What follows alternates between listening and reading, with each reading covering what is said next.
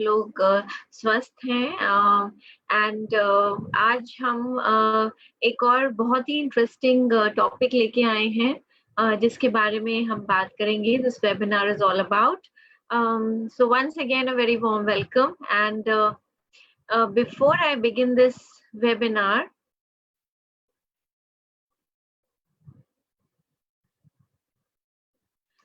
so before I begin this webinar और जिस topic के बारे में आज हम बात कर रहे हैं उसके बारे में बताने से पहले ये एक बहुत ही इंटरेस्टिंग कोट था जो मुझे बहुत रेलेवेंट लगा. I thought I should share it with you. और ये बोलता है that your health is an investment not an expense. हमारी जो सेहत है ये एक हमारा इन्वेस्टमेंट है, खर्चा नहीं है. हालांकि ये खर्चा बन सकता है अगर हम इस पे अभी इन्वेस्ट ना करें. और आज हम जिस विषय के बारे में बात करने वाले हैं वो विषय इस पे बिल्कुल एप्लीकेबल है. वो एक ऐसा विषय है जिस पे समय रखते अगर ध्यान ना दिया जाए तो ये बहुत सारी बीमारियों का कारण बन सकता है. हम बात कर रहे हैं वेट मैनेजमेंट के बारे में, राइट. तो जब हम वेट मैं आपको ये भी बता दूं दैट वेट मैनेजमेंट को हमने 2 वेबिनार्स में डिवाइड किया है, weight management 1 and weight management 2. Weight management 1 में आज हम कुछ बेसिक कॉन्सेप्ट्स के बारे में बात करेंगे. वी नीड टू अंडरस्टैंड, इससे पहले कि हम किसी प्रोडक्ट को इस्तेमाल करें या किसी को रेकमेंड करें, it is very important to understand the basic concept जो उस प्रोडक्ट से रिलेटेड हैं. और वेट मैनेजमेंट 1 में आज हम जानेंगे कुछ ऐसे ही कॉन्सेप्ट्स के बारे में. कल का वेबिनार जो वेट मैनेजमेंट 2 पर है उसमें हम इनके बारे में और डिटेल में बात करेंगे. We will talk about the specific products, right. तो जब हम वेट मैनेजमेंट के बारे में बात करते हैं तो पहली चीज जो हमारे दिमाग में आती है वो होती है एक शब्द, मोटापा, यानी कि ओबेसिटी. ओवरवेट और ओबेसिटी, जिसको ओबेसिटी के नाम से भी जाना जाता है, ये इसको हम डिफाइन करते हैं एक बहुत ही अबनॉर्मल एक्यूमुलेशन फैट का हमारी बॉडी के अंदर, जो हमारी सेहत के लिए बहुत रिस्की होता है. अगर हम एक क्रूड पॉपुलेशन मेजर करें बॉडी का, तो हम ये जानते हैं जो बॉडी का एक क्रूड पॉपुलेशन मेजर होता है उसको हम BMI के नाम से जानते हैं, basic metabolic index rate. So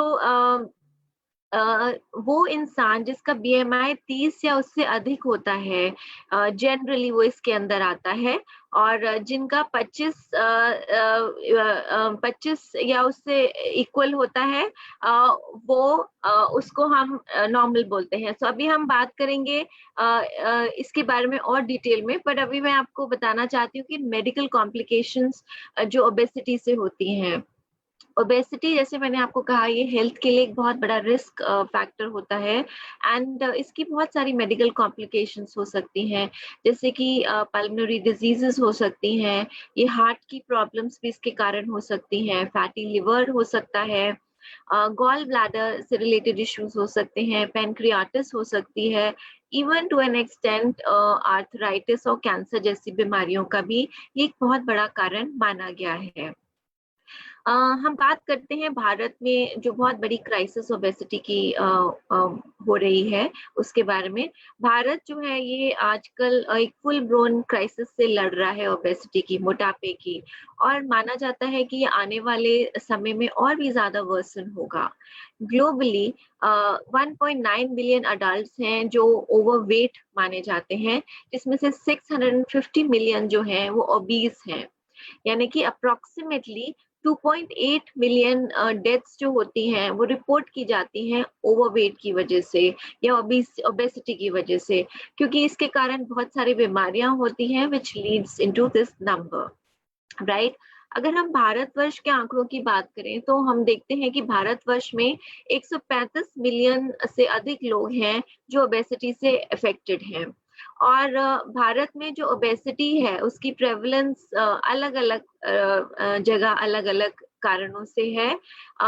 as की वजह से, आपका जेंडर की वजह से, ज्योग्राफिकल एनवायरनमेंट एक बहुत बड़ा फैक्टर है, या आपका सोशियो इकोनॉमिक स्टेटस, ये सारी चीजें ओबेसिटी को इफेक्ट करती हैं, राइट।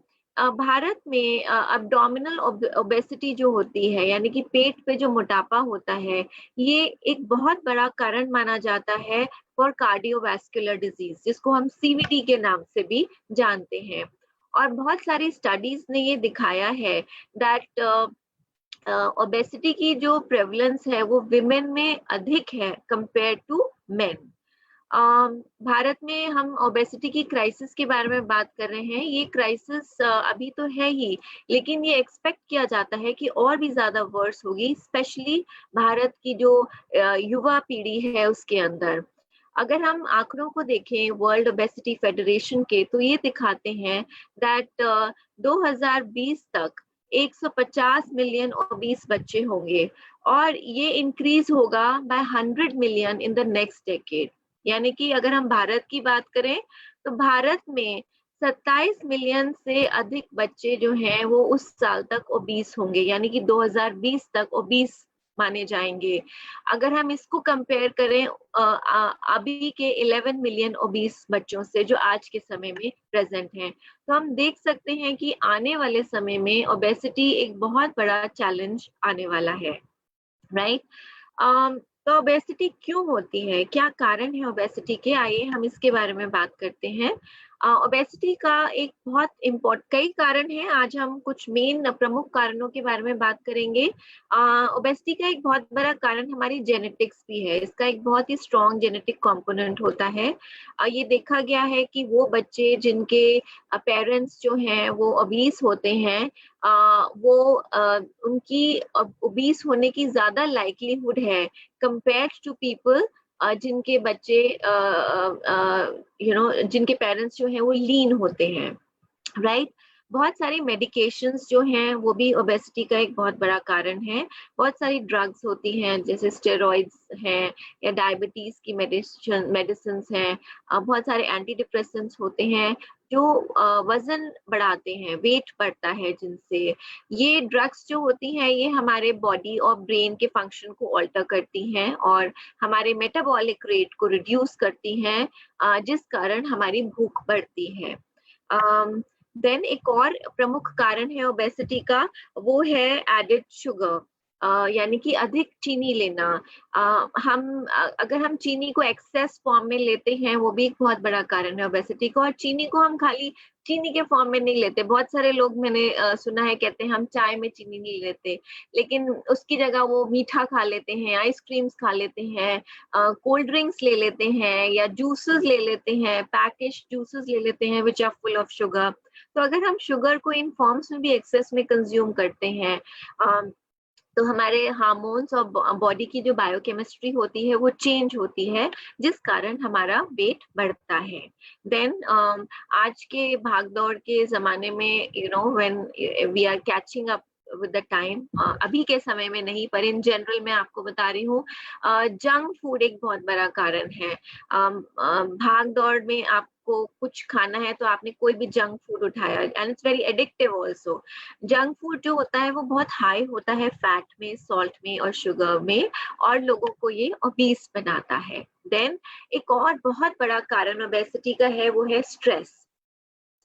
नॉर्मली देखा गया है जब हम स्ट्रेस्ड होते हैं, जब हम परेशान होते हैं, तो हम उन चीजों की तरफ बढ़ते हैं जो थोड़े फैटी होते हैं, जिनको हम कंफर्ट फूड के नाम से भी जानते हैं। ये क्या करता है कंफर्ट फूड, ये हमारे बॉडी का सेरोटोनिन लेवल जो होता है उसको बढ़ा देता है।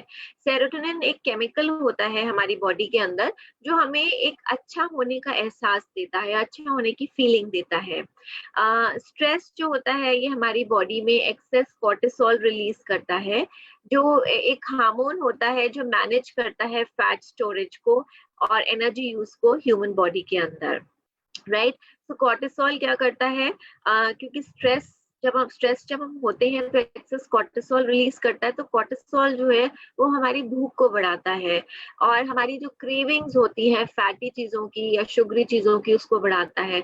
इसीलिए आपने देखा होगा कि कभी आप अपसेट हैं, परेशान हैं, डिप्रेस्ड हैं या स्ट्रेस्ड हैं, तो आपका बहुत हाई फैट कंटेंट वाली चीजें खाने का मन करता है, और आप वो खाते हैं तो आप बहुत रिलैक्स्ड फील करते हैं बिकॉज ऑफ कोर्टिसोल या बिकॉज सेरोटोनिन की वजह से, राइट? तो stress is a very big cause of obesity. Then एक और बहुत प्रमुख कारण है is lack of physical activity.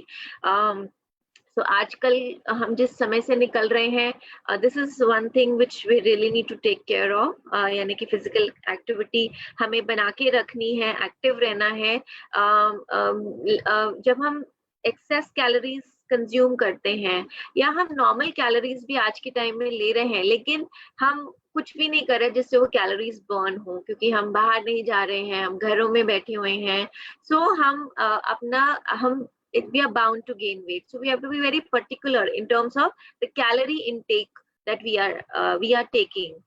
So lack of physical activity is another big cause. Then एक और बहुत बड़ा कारण ओबेसिटी का होता है पुअर क्वालिटी ऑफ स्लीप। जब आप स्लीप डिप्राइव्ड होते हो तो आपकी बॉडी के स्ट्रेस लेवल्स बढ़ते हैं, और जब आपके स्ट्रेस लेवल्स बढ़ते हैं तो आपका मन करता है कुछ फैटी खाने का, और जिसकी वजह से आप वेट गेन करते हैं। So you tend to eat more, आपकी बॉडी को एनर्जी चाहिए होती है, you tend to eat more and then you gain weight. So अच्छी नींद लेना एक is a very big factor if you really want to stay healthy.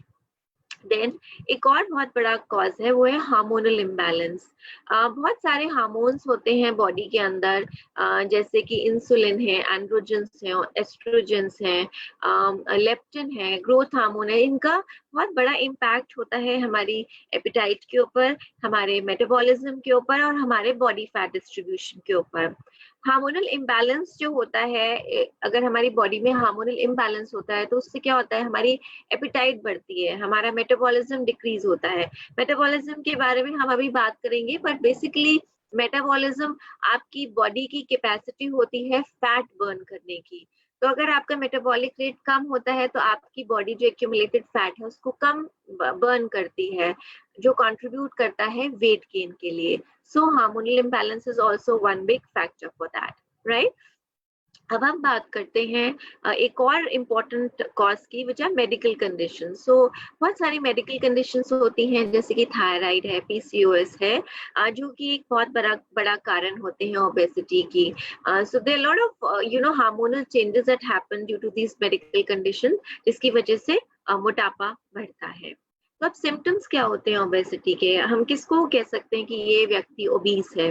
So obese person क्या होता है, उसका एक बड़ा बॉडी का फ्रेम होता है, मोटे दिखते हैं, फटीग रहता है, हमेशा थकावट सी महसूस होती है, सांस फूलती है, थोड़ा बहुत भी फिजिकल एक्टिविटी करते हैं, ब्रेस्ट रीजन में एडिपोसिटी होती है, एक्सेस फैट एक्यूमुलेशन होता है, पेट बाहर निकला हुआ होता है, अपर आर्म्स और थाइज जो होते हैं बहुत फ्लैबी होते हैं, एक्सेस फैट होता है इनके अंदर।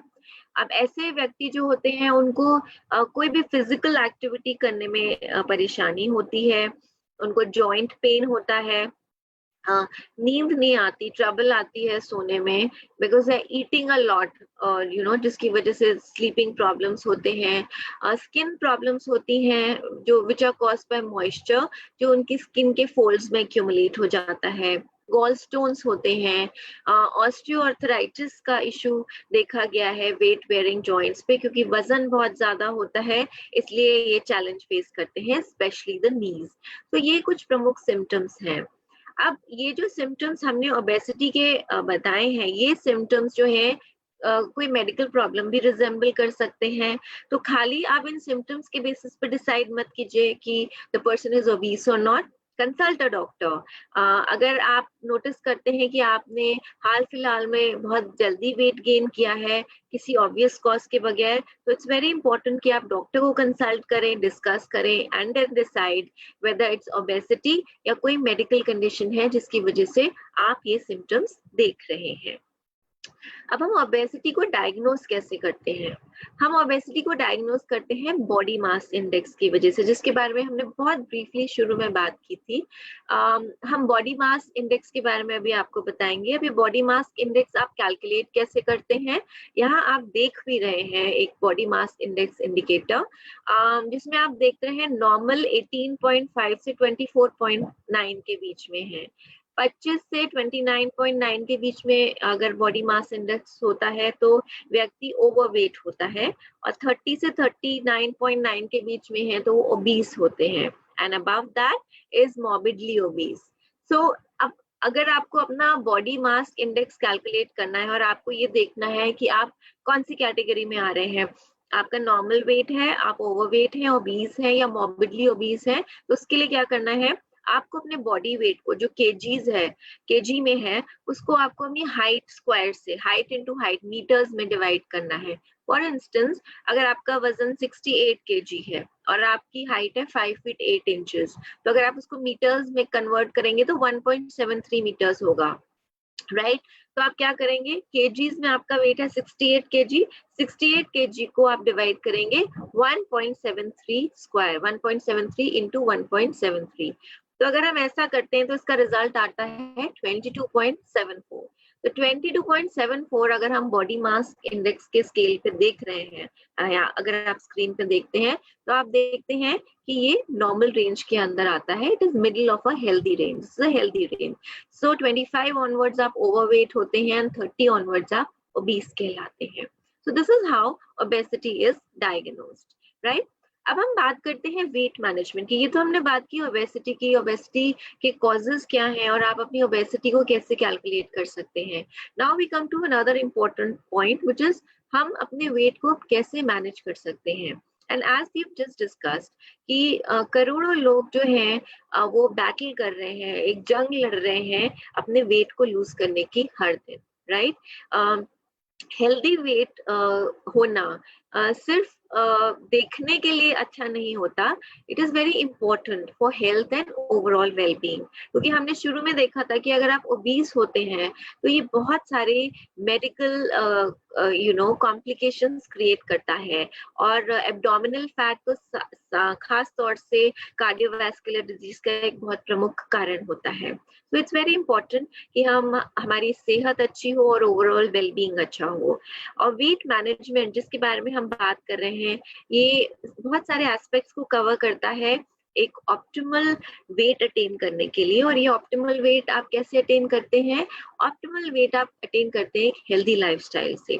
सो हम सिर्फ वेट मैनेज करने की बात नहीं करेंगे, it's about sustaining that weight. और वो तब पॉसिबल होता है जब आप एक लाइफस्टाइल चेंज करते हैं, जिसके बारे में अभी हम बात करेंगे।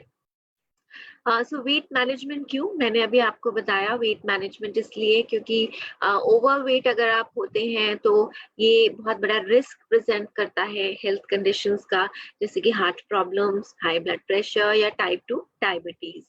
साथ ही साथ कुछ types of cancer, joint diseases, even respiratory and breathing problems. That's why it's very important कि हम अपने वेट को मैनेज करके रखें। अब जब हम वेट मैनेजमेंट की बात करते हैं तो हम थोड़ा सा ओवरवेल्म हो जाते हैं, हम थोड़ा सा डर जाते हैं, हमें लगता है कि हमें अपनी डाइट को बहुत कंट्रोल करना पड़ेगा, अभी हम मैनेज कर रहे हैं लेकिन बाद में फिर वेट बढ़ जाएगा। इसीलिए that's why I was saying that weight management is about a lifestyle change, right. तो एक अच्छा वेट मैनेजमेंट प्रोग्राम है वो कैसा होना चाहिए, एक अच्छा वेट मैनेजमेंट प्रोग्राम टेस्ट में अच्छा होना चाहिए जो आप ले सकें, आसानी से आप इसको फॉलो कर सकें ऐसा होना चाहिए, आपके एनर्जी लेवल्स को जो बूस्ट कर सके, आप उस वेट मैनेजमेंट प्रोग्राम को फॉलो करके लो ऑन एनर्जी ना महसूस करें, हाई ऑन एनर्जी महसूस करें। और साथ ही साथ अगर आपकी बॉडी पे एक्स्ट्रा किलोज हैं, यानी कि अधिक वजन है, आप उसको नॉक डाउन कर सके, आप उसको कम कर सके। तो ये सारी चीजें एक अच्छे वेट मैनेजमेंट प्रोग्राम में होनी चाहिए, राइट। लेकिन हम वेट मैनेजमेंट के बारे में और बात करने से पहले कुछ बेसिक चीजों के बारे में बात करते हैं, फंडामेंटल्स के बारे में बात करते हैं वेट मैनेजमेंट की, क्योंकि हर व्यक्ति डिफरेंट होता है। तो हर व्यक्ति सेम स्टिमुलस को डिफरेंट तरीके से रिएक्ट करता है, हर व्यक्ति की बॉडी कॉम्पोजिशन डिफरेंट होती है। तो एक टाइप ऑफ रिजल्ट जो एक कॉन्स्टिट्यूशन के व्यक्ति में पाया जाता है, आप सेम रिजल्ट दूसरे में नहीं देख सकते, द रिजल्ट में वेरी। तो आप ये एक्सपेक्ट मत कीजिए कि हर एक का रिजल्ट यूनिफॉर्म है। कोई वेट लूज कर रहा है और उसको कोई मेडिकल कंडीशन है तो उसका रिजल्ट डिफरेंट होगा कंपेयर टू अ पर्सन जिसका मेडिकल कंडीशन नहीं है, राइट। तो अगर हम लॉन्ग टर्म बेनिफिट्स की बात कर रहे हैं तो हमें लाइफस्टाइल चेंजेस करने पड़ेंगे, जिसके बारे में हम अभी बात करेंगे। और अगर आप वाकई में वेट मैनेजमेंट को फॉलो करना चाहते हैं, वेट मैनेज करना चाहते हैं, तो इसकी सफलता की कुंजी क्या है, की क्या है सक्सेस की? आपको कंसिस्टेंट रहना पड़ेगा, और कंसिस्टेंट आप तभी रह सकते हैं जब आप लाइफस्टाइल चेंज करेंगे। आपको रियलिस्टिक रहना पड़ेगा, आपको पता होना चाहिए कि ये आप कर सकते हैं और ये आप नहीं कर सकते। आपको एक लॉन्ग टर्म गोल्स सेट करने होंगे अपने वेट मैनेज करने के लिए, और आपको बिल्कुल फोकस्ड रहना होगा। बहुत सारी चीजें, बहुत सारे ओकेजन्स आएंगे जहाँ पे आपको डिविएट करने का मन करेगा, लेकिन you have to stay focused on what you want, right? साथ ही साथ जब हम वेट मैनेजमेंट की बात करते हैं तो हम कुछ बेसिक प्रेमाइस के बारे में भी बात करते हैं, और वेट मैनेजमेंट और अब हम समझते हैं कि ये वेट मैनेजमेंट होता कैसे है, हाउ इज इट पॉसिबल, किस तरीके से हम अपनी बॉडी से ओबेसिटी को या ओवरवेट हम को कम कर सकते हैं। तो हमारी बॉडी जो होती है वो कुछ अमाउंट ऑफ एनर्जी हर दिन बर्न करती है। हमारी डे टू डे एक्टिविटीज जो होती हैं उसमें, इसको हम डेली एनर्जी एक्सपेंडिचर कहते हैं, यानी कि ये हमारा डेली एनर्जी का खर्चा होता है जो हम हर दिन करते हैं। अब हमारी एनर्जी कितनी बर्न होती है, हमारा खर्चा कितना होता है डेली एनर्जी का, ये किस पे डिपेंड करता है? ये हर एक इंडिविजुअल की जेनेटिक्स पे डिपेंड करता है। कुछ लोग होते हैं जेनेटिकली जिनका मेटाबॉलिक रेट बहुत हाई होता है, तो वो ज्यादा बर्न करते हैं कंपेयर टू समबडी जिसका मेटाबॉलिक रेट कम है। तो इंडिविजुअल जेनेटिक्स पे डिपेंड करता है, राइट? हमारा मसल मास कितना है, ये एक बहुत इंपॉर्टेंट फैक्टर होता है कि हमारी बॉडी एक दिन में कितनी एनर्जी खर्चती है, और हमारी फिजिकल एक्टिविटी का क्या लेवल है, ये भी एक बहुत बड़ा इंपॉर्टेंट फैक्टर होता है कि हमारी बॉडी कितना डेली एनर्जी एक्सपेंडिचर करती है। और ये डेली एनर्जी एक्सपेंडिचर जो होता है ये कैलोरीज में मेंशन होता है, यानी कि हम कितनी कैलोरीज एक दिन में बर्न कर रहे होते हैं। ये हमारी जेनेटिक्स पे, हमारा मसल मास कितना है और हमारी फिजिकल एक्टिविटी का क्या लेवल है, ये उस पे निर्भर करता है, राइट? फॉर एग्जाम्पल, जिन लोगों की जिनका बहुत high amount of muscle mass होता है, या जो बहुत high level of physical activity करते हैं, वो ज्यादा कैलोरीज बर्न करेंगे एक दिन के अंदर, कंपेयर टू पीपल जिनका लो अमाउंट ऑफ मसल मास है और low levels of physical activity है, राइट? एंड इसीलिए ये चीजें हमें जानना इसलिए जरूरी है क्योंकि हम जिन प्रोडक्ट्स का इस्तेमाल करते हैं या हम जिन प्रोडक्ट्स को रेकमेंड करते हैं, वो प्रोडक्ट्स किस तरीके से इन चीजों से लिंक्ड अप है, ये हमारे को पता चलता है। सो इट्स नॉट कि हमने किसी ने बोला और हमने प्रोडक्ट यूज कर लिया, पर वो किस तरीके से हमारी बॉडी कॉन्स्टिट्यूशन को इफेक्ट करता है, that's very important for us to understand. तो अभी हमने ये जाना कि अगर हमारा मसल मास ज्यादा है, हमारी high level of physical activity है, या जेनेटिकली हमारी कॉम्पोजिशन ऐसी है, तो हमारा एनर्जी का खर्चा यानी कि हमारी कैलोरी बर्निंग ज्यादा होगी। अगर आप अपना डेली एनर्जी एक्सपेंडिचर इंक्रीज करना चाहते हैं, अगर आप अधिक कैलोरीज बर्न करना चाहते हैं, तो आपको क्या करना है? आपको अपना मसल मास इंक्रीज करना है। और मसल मास का आप कैसे इंक्रीज कर सकते हैं? स्ट्रेंथ ट्रेनिंग के थ्रू या अप्रोप्रिएट न्यूट्रिशन के थ्रू। दैट्स व्हाई आपने सुना होगा कि बहुत लोग आपको जो रिकमेंड करते हैं वो कहते हैं आप प्रोटीन लीजिए अपने डाइट में, because helps in increasing your muscle mass. So strength training और अप्रोप्रिएट न्यूट्रिशन, जिसके बारे में हम बात करेंगे आगे, इसके जरिए आप अपना डेली एनर्जी एक्सपेंडिचर इंक्रीज कर सकते हैं। साथ ही साथ अपनी फिजिकल एक्टिविटी बढ़ाकर, जब आप अधिक फिजिकली एक्टिव रहते हैं, चाहे आप वॉक कर रहे हैं या वर्कआउट कर रहे हैं या आप किसी फॉर्म में एक्सरसाइज कर रहे हैं, जेनेटिक्स ऑफ कोर्स आप ऑल्टर नहीं कर सकते। अपने डेली एनर्जी रिक्वायरमेंट को पूरा करने के लिए आपको कैलोरीज कंज्यूम भी करनी पड़ती हैं। हमने अभी बात की कैलोरीज बर्न कैसे होती हैं, लेकिन जब आपको एनर्जी भी चाहिए होती है daily day to day activities के लिए, और वो आप कैसे करते हो? वो आप कैलोरीज कंज्यूम करके करते हैं। सो यू नीड इट, आपको कैलोरीज एक्स्ट्रा जो होती हैं वो बर्न करनी होती हैं और एनर्जी के लिए रिक्वायर्ड भी होती हैं। तो अब हम बात करेंगे, हमने कैलोरीज की बात की, मेटाबॉलिज्म की बात की, न्यूट्रिशन की बात की, तो अब हम बात करें कुछ टर्मिनोलॉजीज के बारे में। जो हम इस्तेमाल करते हैं, जिनके बारे में हमें जानकारी होना बहुत ज़रूरी है, अगर हम एक sustainable weight management programme follow करना चाहते हैं। तो ये कुछ टर्म्स हैं जो कॉमनली हम प्रेजेंटेशन के दौरान इस्तेमाल करेंगे आज और कल के बीच में। इनकी जानकारी होना बहुत ज़रूरी है, जैसे कि calories, metabolism, macronutrients versus micronutrients, carbohydrates, proteins, fats, vitamins and minerals, right? So let's take these things, हम इनको एक एक करके समझते हैं कि ये हैं क्या। सबसे पहले हम जानते हैं कि कैलोरीज क्या होती है। अभी हमने थोड़ी सी जानकारी ली कैलोरीज के बारे में। अगर मैं ब्रीफली उसको समराइज करूं तो मैं आपको ये बोलूंगी कि अगर आप जितनी कैलोरीज एक दिन में जितनी खर्चा करते हैं उतनी कैलोरीज आप कंज्यूम भी करते हैं, तो आपका बॉडी वेट बढ़ेगा नहीं, चेंज नहीं होगा। यानी कि आपका एक बैंक अकाउंट है, आप अपने बैंक अकाउंट में जितना पैसा डाल रहे हैं उतना पैसा निकाल रहे हैं, तो आपका बैंक बैलेंस बराबर रहेगा। इसी तरीके से आपका बॉडी का वेट भी है, आप जितनी कैलोरीज बर्न कर रहे हैं आप उतनी कैलोरीज ले रहे हैं, तो आपका बॉडी का वेट चेंज नहीं होगा, उतना ही रहेगा। अगर आप जितना कैलोरीज जो बर्न कर रहे हैं उससे अधिक कैलोरीज आप कंज्यूम कर रहे हैं, तो आपकी बॉडी का वेट जो है वो बढ़ेगा। आप बर्न कम कर रहे हैं और कंज्यूम ज्यादा कर रहे हैं, सो वेट विल इंक्रीज। लेकिन अगर आप कैलोरीज कम कंज्यूम कर रहे हैं और बर्न ज्यादा कर रहे हैं, तो आपका बॉडी का वेट डिक्रीज होगा। Just like your bank account का, जैसे मैंने आपको एग्जांपल दिया कि अगर आप खर्चा ज्यादा कर रहे हैं और आपका बैलेंस जो है वो कम होता चला जाएगा जितना आप डिपॉजिट कर रहे हैं। इसी तरीके से आपकी बॉडी के साथ भी होता है, अगर आप खर्चा कम कर रहे हैं और डिपॉजिट ज्यादा कर रहे हैं तो आपका बैंक बैलेंस बढ़ेगा, राइट? सो वेट लॉस तब होता है जब जितनी आपको रिक्वायरमेंट होती है आप उससे कम कैलोरीज को बर्न करते हैं और कंज्यूम करते हैं, right? So weight loss occurs when you consume fewer calories. आपने कम कैलोरीज कंज्यूम की, आपने बर्न ज्यादा की, जिसकी वजह से आपकी बॉडी का फैट टिश्यू जो होता है वो बर्न होता है। तो फैट टिश्यू जो होता है वो ब्रेक डाउन हो जाता है, बर्न होता है, क्योंकि आपने कैलोरीज कम ली हैं, आपकी बॉडी को एनर्जी चाहिए और वो एनर्जी फैट टिश्यू के मेटाबोलाइज होने से, ब्रेक डाउन होने से बॉडी को मिलती है। हम एक एग्जांपल के तौर पे देखते हैं, हरी है, उसने 2500 कैलोरी बर्न की, हर दिन बर्न करता है। हरी वेट कब लूज करेगा? क्या हरी वेट लूज करेगा अगर वो 2500 कैलोरी खा भी रहा है, इतना इनटेक भी ले रहा है? हरी वेट तब लूज करेगा जब वो 2500 कैलोरी से कम इनटेक लेता है, राइट?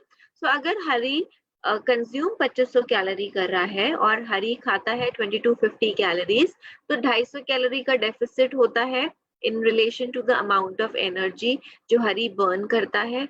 2500 कैलोरी की एनर्जी बर्न कर रहा है लेकिन खा रहा है 2250 कैलोरीज, 250 कैलोरी का डेफिसिट हुआ। तभी 250 कैलोरी कहाँ से आएगी? 250 कैलोरी हमारा फैट टिश्यू बर्न होने से आती है, along with other energy stores जो हमारी बॉडी में होते हैं।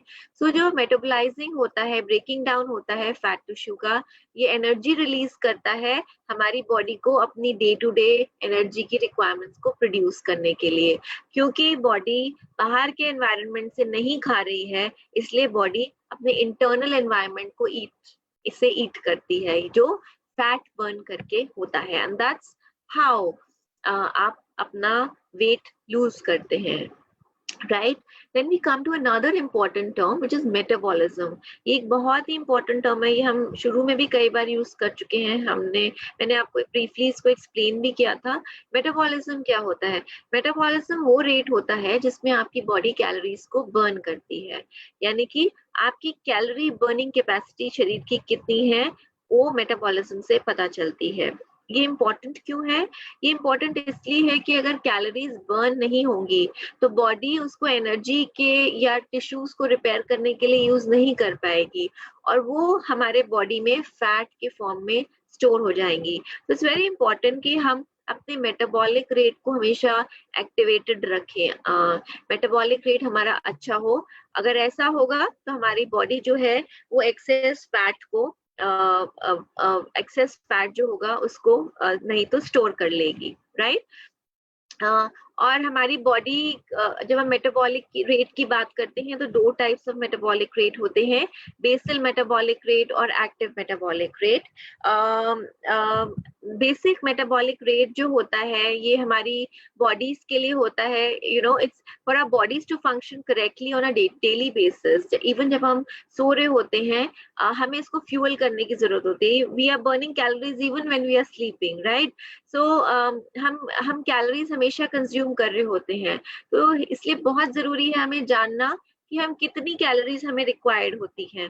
और ये हम करते हैं जब हम अपना BMR जो कि बेसल मेटाबॉलिक रेट है, या AMR जो एक्टिव मेटाबॉलिक रेट है, उसको कैलकुलेट करते हैं। तो अभी की जानकारी के लिए हम सिर्फ इतनी नॉलेज लेते हैं कि हमारा मेटाबॉलिक रेट जो होता है वो हमेशा एक्टिवेटेड रहना चाहिए। उस पर हमें ध्यान रखना चाहिए कि क्या चीजें हैं जो हमारे मेटाबॉलिक रेट को इंक्रीज करती हैं, and we should go in for that, right? अब हम नेक्स्ट कॉन्सेप्ट के बारे में बात करेंगे, टर्मिनोलॉजी की बात करेंगे, which is very very important. क्योंकि हमने बात की थी कि अगर आप वेट को मैनेज करना चाहते हैं तो इट्स अबाउट लाइफस्टाइल चेंज। और लाइफस्टाइल चेंज की जब हम बात करते हैं तो हम डे टू डे एक्टिविटीज के साथ साथ हम न्यूट्रिशन के बारे में भी बात करते हैं। एंड दैट्स व्हाई ये टर्मिनोलॉजीज जो आगे आने वाली हैं ये बहुत इंपॉर्टेंट होती हैं। So we talk of macronutrients versus micronutrients. अब न्यूट्रिएंट्स जो होते हैं ये आप दो तरीके से विभाजित कर सकते हैं, दो कैटेगरीज में डिवाइड कर सकते हैं, मैक्रो और माइक्रो न्यूट्रिएंट्स। मैक्रो न्यूट्रिएंट्स वो न्यूट्रिएंट्स होते हैं जो हमारी बॉडी को बड़ी क्वांटिटी में, बड़े अमाउंट्स में चाहिए होते हैं, क्योंकि ये हमारी बॉडी को एनर्जी प्रोवाइड करते हैं, राइट? मैं आपको वापस से उस चीज को रिमाइंड कराऊंगी। हमने बात की थी एक अच्छा वेट मैनेजमेंट प्रोग्राम कैसा होना चाहिए। एक अच्छा वेट मैनेजमेंट प्रोग्राम ऐसा होना चाहिए, हमने बोला था, जहाँ पे आप एनर्जेटिक फील करें, एनर्जी लॉस ना फील करें, राइट? हमें से बहुत सारे लोग अलग अलग तरीके के वेट मैनेजमेंट प्रोग्राम्स को ट्राई करते हैं, लूज करते हैं, वो यो डाइट्स होती है, and then we again get back. But अभी हम जो बात कर रहे हैं वो हम एक लाइफस्टाइल चेंज के बारे में बात कर रहे हैं। we are talking of a healthy way to manage our weight, right? So macronutrients वो जो बॉडी को ज्यादा चाहिए अमाउंट में और जो हमें एनर्जी प्रोवाइड करते हैं। अब ये मैक्रोस क्या हैं? Protein, fat, fibre, water, carbohydrates are example of macronutrients. तो जो आपको कहता है कि अगर आपको वेट लूज करना है तो आप कार्ब्स लेने बंद कर दीजिए, no please don't do that. Everything in moderation is what your body needs. आपकी बॉडी को हर चीज की रिक्वायरमेंट होती है, पर इन मॉडरेशन, जिसके बारे में हम बात करेंगे। देन दालें हैं, सीरियल्स हैं, meat, fish, potatoes, nuts, oil, seeds, ये सब मैक्रोन्यूट्रिएंट्स में रिच होते हैं। मैक्रोन्यूट्रिएंट्स जो होते हैं ये कंट्रीब्यूट करते हैं बल्क एनर्जी जो हमारे मेटाबॉलिक सिस्टम को चाहिए होती है उसके लिए। सो दे आर वेरी इंपॉर्टेंट। सो ये है मैक्रोस। अब हम बात करते हैं माइक्रोन्यूट्रिएंट्स के बारे में। माइक्रोन्यूट्रिएंट्स वो होते हैं जो हमारी बॉडी को कम क्वांटिटी में चाहिए होते हैं। माइक्रोन्यूट्रिएंट्स मदद करते हैं हमारी बॉडी के बहुत सारे फंक्शंस में, जैसे कि हमारी बॉडी को की ग्रोथ, बॉडी के फंक्शंस और डिजीज प्रिवेंशन में, बीमारियों से बचाने में इनका एक बहुत महत्वपूर्ण योगदान होता है। फाइटोकेमिकल्स और एंटीऑक्सीडेंट्स, विटामिन्स और certain minerals, vegetables, fruits, eggs, अंडे, हरी सब्जियां, फर्मेंटेड फूड, खमीर उठा हुआ जो खाना होता है, ये सब होते हैं, रिच होते हैं माइक्रोन्यूट्रिएंट्स में। तो जितने महत्वपूर्ण मैक्रोन्यूट्रिएंट्स हैं उतने ही महत्वपूर्ण माइक्रोन्यूट्रिएंट्स भी होते हैं। इनके बारे में हम आगे बात करेंगे। अभी हम बात करते हैं इन्हीं मैक्रो माइक्रोन्यूट्रिएंट्स के बारे में। हमने बात की थी मैक्रोन्यूट्रिएंट्स में कार्बोहाइड्रेट्स, प्रोटीन्स, फैट्स। अब हम सबसे पहले कार्बोहाइड्रेट्स के बारे में बात करेंगे। Carbohydrates main type of nutrient होता है, ये हमारी बॉडी में एनर्जी के लिए बहुत इंपॉर्टेंट होता है। हमारा जो डाइजेस्टिव सिस्टम होता है वो कार्बोहाइड्रेट्स को ग्लूकोज में कन्वर्ट करता है, राइट? वो चेंज करता है कार्बोहाइड्रेट्स को ग्लूकोज में, जिसको हम ब्लड शुगर भी बोलते हैं। और ये हमारे बॉडी शुगर को एनर्जी हमारे सेल्स, टिश्यूज और ऑर्गन्स को देने में के लिए प्रोवाइड करती है। इसीलिए बहुत इंपॉर्टेंट है कार्बोहाइड्रेट्स। हमारी बॉडी जो होती है वो एक्स्ट्रा शुगर जो होती है वो हमारे लिवर में या मसल्स में स्टोर कर लेती है जब भी कभी जरूरत हो उसके लिए। कार्बोहाइड्रेट्स बहुत इंपॉर्टेंट है, लेकिन बहुत जरूरी है हमें ये जानना कि किस तरीके के कार्बोहाइड्रेट्स। कार्बोहाइड्रेट्स भी दो प्रकार के होते हैं, गुड कार्ब्स, आपने सुना होगा good carbs versus bad carbs. तो अगर हम अच्छे कार्बोहाइड्रेट्स की बात करें जो हेल्दी हैं हमारे लिए, वेट मैनेजमेंट में सहायक हैं और एनर्जी से भरपूर हैं, वो होते हैं फ्रेश फ्रूट्स, वेजिटेबल्स, ताजी सब्जियां, दालें, बीन्स, मटर, लेंटिल्स जैसे मैंने बताया, दालें, legumes, whole grains, brown rice, quinoa, right, बहुत सारे लोग खाते हैं, प्योर ओट्स, रोल्ड ओट्स जो होते हैं, पंपकिन सीड्स, सनफ्लावर सीड्स और स्वीट पोटैटो, ये सब गुड कार्बोहाइड्रेट्स हैं, अच्छे कार्बोहाइड्रेट्स। और इनको गुड क्यों कहा जाता है? क्योंकि ये सब एनर्जी देने के साथ साथ ये हाई होते हैं फाइबर में, इनके अंदर नेचुरल शुगर्स होती हैं, इनका ग्लाइसेमिक इंडेक्स लो होता है, लो इंसुलिन लेवल्स होते हैं, इनका डाइजेशन स्लो होता है, तो बहुत देर तक फुलनेस की फीलिंग आती है इनको खा के, लंबे समय तक ये एनर्जी देते हैं, आपको पेट भरा होने का बहुत लंबे समय तक एहसास होता है, और सबसे इम्पोर्टेंट चीज, ये वजन कम करने में, वेट लूज करने में सहायक होते हैं। अब हम बात करते हैं कुछ ऐसे कार्बोहाइड्रेट्स की जो हमें बहुत पसंद है, जो हम बहुत पसंद करते हैं, लेकिन वो उतने हेल्दी नहीं होते, इसीलिए बैड कार्ब्स के श्रेणी में आते हैं। Fruit juices, specially Tetra Pak वाले fruit juices, soda, cookies, biscuits, pastries, cake, white bread, white crackers यानी कि जिसमें मैदा है, regular pasta, candies, ice cream, frozen yogurt, potato chips, French fries. अब आप सोच रहे होंगे जितनी भी अच्छी चीजें हैं वो हमने बैड कार्ब्स की लिस्ट में कर दी। एक्चुअली ये इनका न्यूट्रिशनल कंटेंट उतना नहीं होता, they add more to calories, they are very low on energy. इनको बैड हम क्यों कहते हैं? क्योंकि इनमें फाइबर नहीं होता, इनमें बहुत प्रोसेस्ड शुगर्स होती हैं, एक्सेस कैलोरीज ऐड करती हैं without any nutrition value, they very high in glycemic, बहुत हाई इंसुलिन लेवल्स होते हैं, बहुत आसानी से डाइजेस्ट हो जाते हैं और फिर भूख लगने लगती है, एनर्जी में बहुत लो होते हैं, बहुत जल्दी भूख लगती है, and they are very addictive और वेट गेन करते हैं। So now we know कि अगर हम carbs की बात करते हैं, so these are the carbs, good carbs that we should go in for, and we should consume carbs because they are healthy and they provide energy. अब हम बात करते हैं प्रोटीन्स के बारे में। प्रोटीन एक मैक्रोन्यूट्रिएंट होता है जो हमारे मसल मास बिल्ड करने में मदद करता है। तो हमने बात की थी कि अगर हमारा मसल मास अधिक है या हमारी फिजिकल एक्टिविटी अधिक है तो हमारी बॉडी कैलोरी जल्दी बर्न करती है, तो मसल मास बिल्ड करने में प्रोटीन बहुत सहायक होता है। प्रोटीन्स बड़े मॉलिक्यूल्स होते हैं जिनकी हमारे सेल्स को आवश्यकता होती है प्रॉपर्ली फंक्शन करने के लिए, और they consist of amino acid. तो structure of function of our bodies जो होता है वो प्रोटीन के ऊपर निर्धारित होता है, हमारी बॉडी का स्ट्रक्चर ऑफ फंक्शन। हमारी बॉडी के सेल्स, टिश्यूज और ऑर्गन्स का जो रेगुलेशन होता है वो प्रोटीन्स के ऊपर निर्धारित होता है, और प्रोटीन्स के बगैर नहीं हो सकता। प्रोटीन्स कंसिस्ट करते हैं एमिनो एसिड्स, और एमिनो एसिड्स जो होते हैं वो बिल्डिंग ब्लॉक्स होते हैं प्रोटीन के। सो it's very very important nutrient जो हमें लेना है, जो बहुत आवश्यक है। अब प्रोटीन भी प्लांट बेस्ड होते हैं और एनिमल बेस्ड होते हैं। ये मैं इसलिए बता रही हूँ क्योंकि बहुत सारे वेजिटेरियन लोग हैं, वीगन्स हैं, जो कहते हैं कि प्रोटीन आपको सिर्फ एनिमल सोर्सेस के थ्रू मिलता है। No, plant based protein is equally nutritious as an animal based protein, right. अब हम बात करते हैं एक और टर्मिनोलॉजी के बारे में, हमें भी बेसिक जानकारी ले रहे हैं इनके बारे में। When we talk about the products, then we will understand कि ये कहाँ पे fit होते हैं।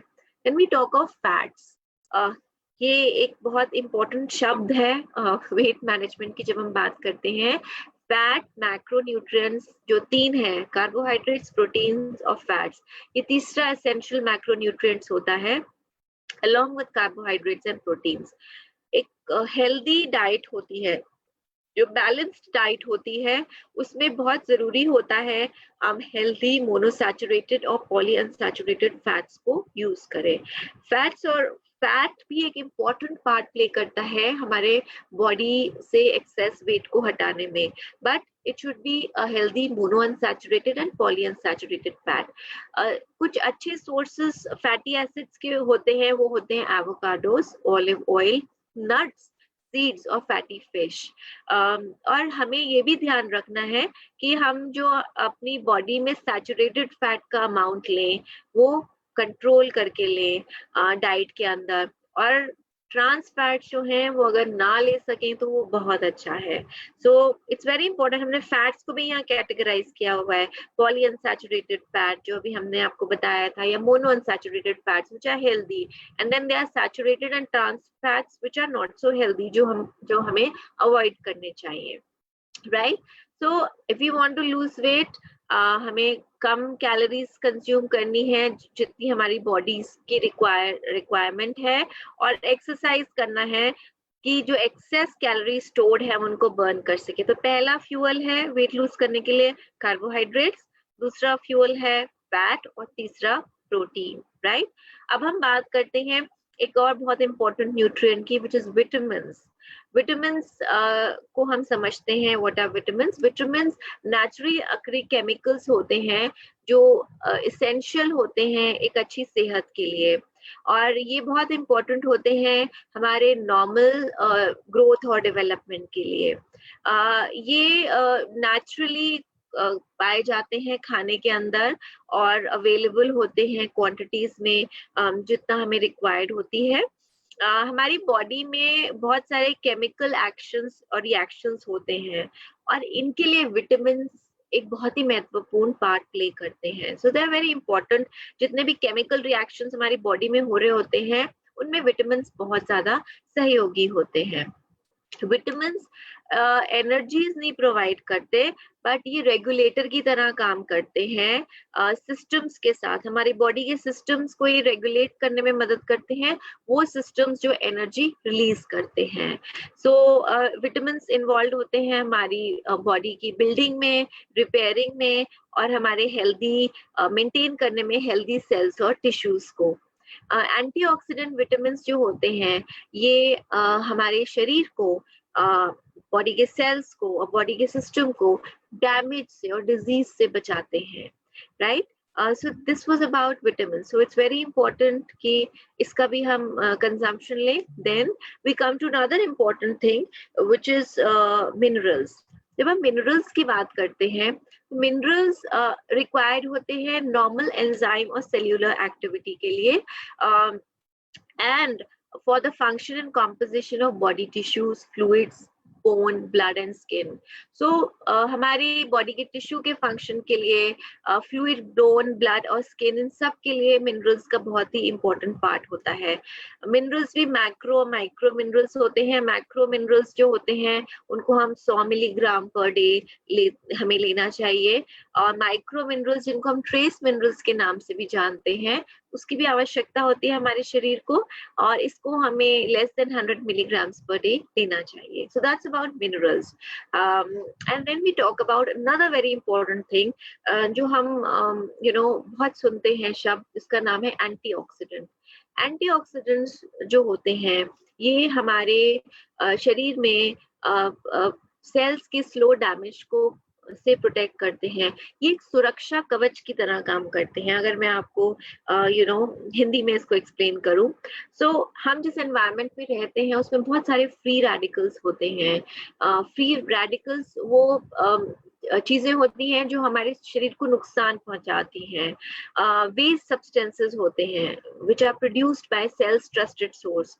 जब हम बॉडी में फूड प्रोसेस करते हैं और जब बॉडी एनवायरनमेंट पे रिएक्ट करती है तो ये वेस्ट सब्सटेंसेस जो हमारी बॉडी को हार्म करते हैं। तो एंटीऑक्सीडेंट्स एक सुरक्षा कवच की तरह होते हैं जो हमारी बॉडी को फ्री रेडिकल्स से प्रिवेंट करते हैं। एंटीऑक्सीडेंट्स फ्री रेडिकल्स का जो इफेक्ट होता है, दुष्प्रभाव जो होता है हमारी बॉडीज के ऊपर, उसको न्यूट्रलाइज करते हैं और हमारी ओवरऑल हेल्थ को, सेहत को इम्प्रूव करते हैं।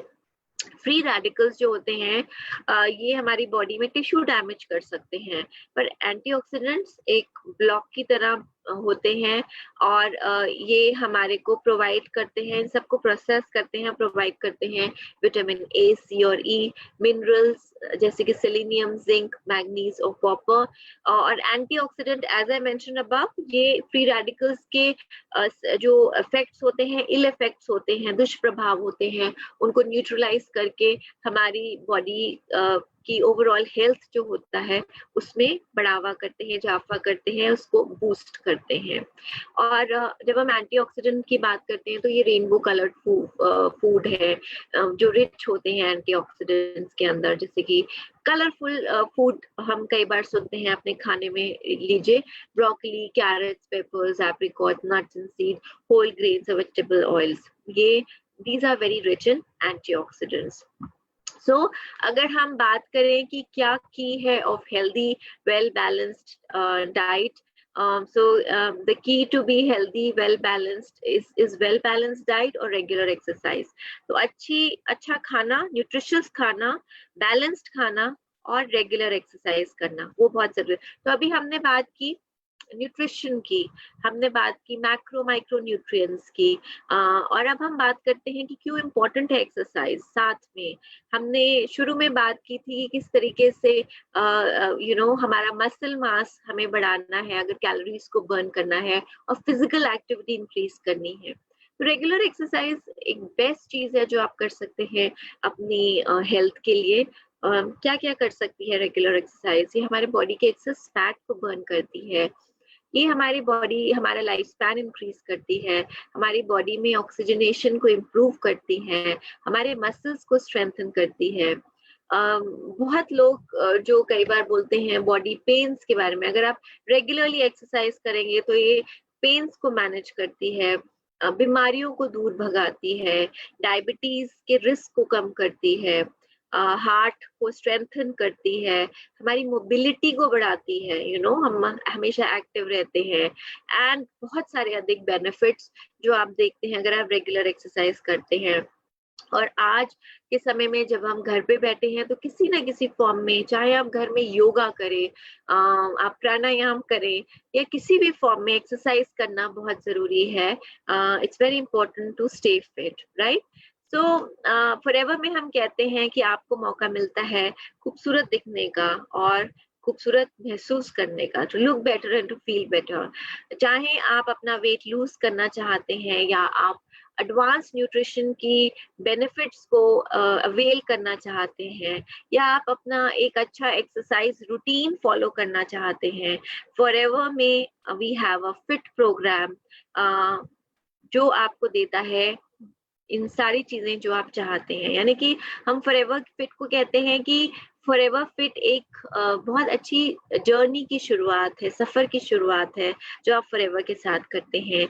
अभी हमने जनरल वेट मैनेजमेंट के बारे में, वेट मैनेजमेंट टर्मिनोलॉजी के बारे में बात किया। This is weight management part 1, जो बहुत आवश्यक है हमें जानना अगर हम एक सस्टेन्ड वेट मैनेज करना चाहते हैं।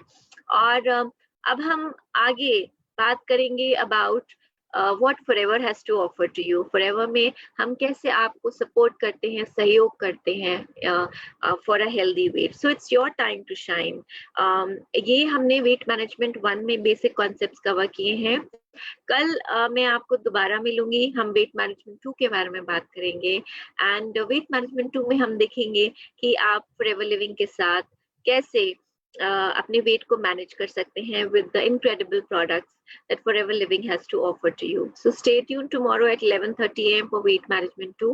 And जाते जाते मैं आपको यही बोलना चाहूंगी that हर दिन आपके पास चांस है to get stronger, to eat better, to live healthier, and to be the best version of you। So it's your time to shine।